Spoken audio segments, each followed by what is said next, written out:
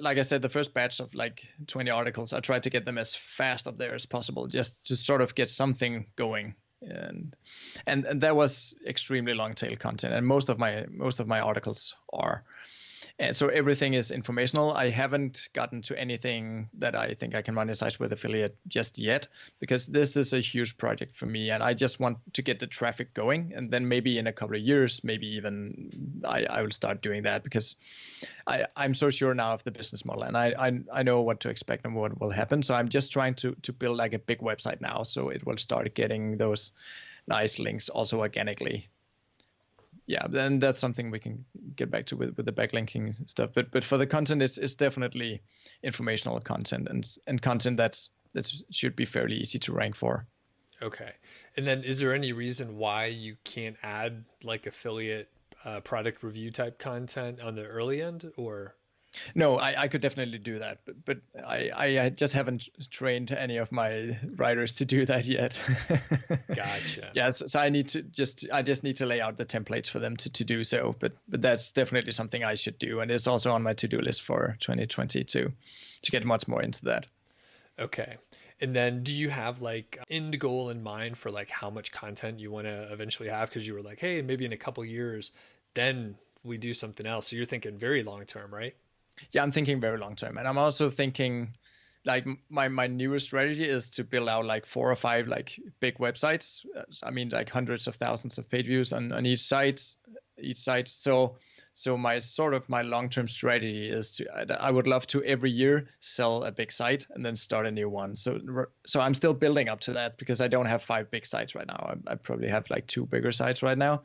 But for this site, I mean, the topic is super, super, super broad, so I could definitely get many thousands articles. I don't think I could ever like dry out this this site or finish it. Okay, awesome. That's pretty amazing. I mean, there's like no upper limit. There's always more keywords and more interest coming for this area. Yeah, for sure. So let's shift into link building. It sounds like you have a ton of experience from your previous gigs, other websites, clients, and all that stuff. Yeah. So yeah, how do you approach it these days? Yeah, so I would say yes and no. I have experience because my link building clients were all from Denmark, where I'm located. So I definitely have a ton of connections here in Denmark for local link building, but not so much when we're looking outside Denmark, because all my clients were in Denmark.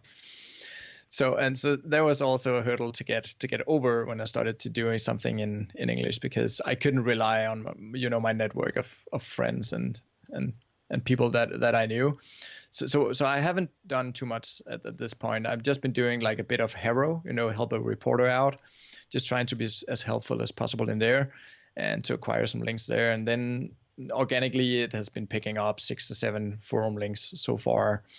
And then, and I know this is not really link building, but I build a Pinterest profile, so that sends some traffic and of course some no follow links, and I also created like a LinkedIn page and a YouTube channel that actually got banned like after a week because I didn't want to put my face up there. So I was using this software to auto generate videos. It was called Lumen 5 or something like that.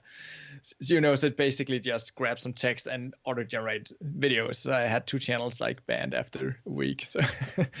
So I'm not doing YouTube for this site, but I'm trying to do some social stuff around it, also just to show YouTube some initial activity and to show that this is an actual site and not just like a thin site.